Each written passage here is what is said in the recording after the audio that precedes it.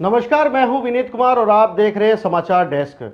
आज हम बात करेंगे खाकी के उस रसूख की जिस पर जनता की सुरक्षा का जिम्मा है, लेकिन जनता के रक्षक जब भक्षक बन जाए तो सवाल उठाना लाजमी है। मामला उत्तर प्रदेश के बागपत जिले का है, जहां एक कार ड्राइवर और पुलिस के बीच तीखी झड़प और मारपीट का मामला सामने आया है।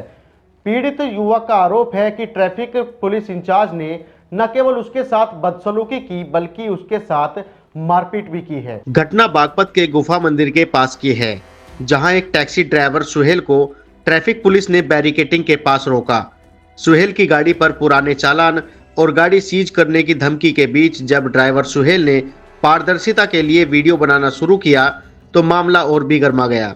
वीडियो बनते देख ड्यूटी पर तैनात ट्रैफिक पुलिस कर्मियों ने ट्रैफिक इंचार्ज यानी टीआई को मौके पर बुला लिया, लेकिन सुहेल का आरोप है कि टीआई ने आते ही सुहेल के साथ मारपीट शुरू कर दी, जिससे उसकी नाक से खून की दाहर बहने लगी और वह लहूलुहान हो गया। विवाद के बीच घायल ड्राइवर ने डायल 112 पर फोन किया और नाक से बहते खून के साथ युवक डायल 112 की मदद से थाने पहुंचा। लेकर आ रहा था, टैक्सी ले चलाता हूँ। यहाँ पे घायल थे बागपत में गुफा वाला मंदिर है। यहाँ पे आके जाम लग रहा थोड़ा था, तो एक कांस्टेबल है, उन्होंने बोला लेफ्ट में चले जाओ। मैं लेफ्ट में जाने लगा तो उन्होंने मेरी गाड़ी का फोटो खींच के कहने इस पे चलाने, इस पर क्या था आपका यूपी टैक्स। मैं बोला आप यूपी टैक्स नहीं, आप मेरे से पूछो यूपी टैक्स। मैं आपको यूपी टैक्स दिखा रहा हूँ। मैंने पूरे मंथली का यूपी टैक्स कटवा रखा है मॉर्निंग में, मैं आपको दिखा रहा हूँ। मैं उत्तराखंड से आ रहा हूँ, मैंने उत्तराखंड का भी कटवा रखा है। कानून की किताब में एक बहुत महत्वपूर्ण शब्द है MLPC यानी मेडिको लीगल पुलिस केस। यह तब दर्ज होता है जब किसी विवाद में लगी चोट कानूनी जांच का हिस्सा बनती है, लेकिन बागपत से आई एक तस्वीर ने इस पूरी कानूनी प्रक्रिया पर ही सवाल खड़ा कर दिया। एक कार ड्राइवर जिसकी नाक से बहता खून इंसाफ की गुहार लगा रहा था, उसे अस्पताल के रजिस्टर में जगह तो मिली, लेकिन इलाज के बजाय उसके रिकॉर्ड पर बड़े बड़े अक्षरों में कैंसल्ड लिख दिया गया। आखिर क्यों एक वादी का मेडिकल परीक्षण बीच में ही रोक दिया गया? मामला यही शांत नहीं हुआ।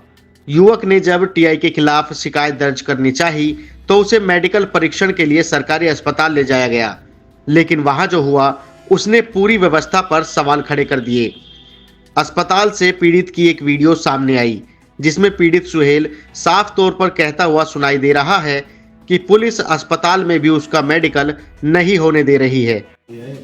मेरा नाम मोहम्मद शुएब है, मेरा मेडिकल होना है, तो मेरी एंट्री है रही, तो इन साहब को भेजा थाने में से कैंसिल, मेरी मेडिकल कैंसिल कराने के लिए।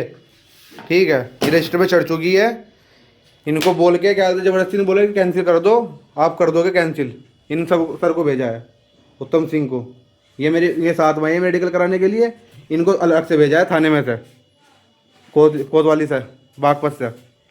अस्पताल के रजिस्टर में सुहेल की एंट्री MLPC में दर्ज थी।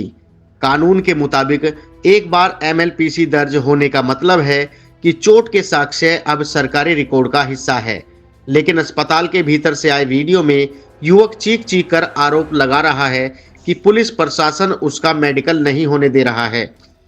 और कुछ ही देर बाद रजिस्टर के इलाज वाले चेकबॉक्स में कैंसिल लिख दिया गया। इस पूरे मामले में गोपनीयता का सम्मान करते हुए हम प्रशासन से कुछ बुनियादी सवाल पूछना चाहते हैं। BNS की धारा 198 के अनुसार क्या कोई लोक सेवक एक सक्रिय कानूनी प्रक्रिया में बाधा डाल सकता है?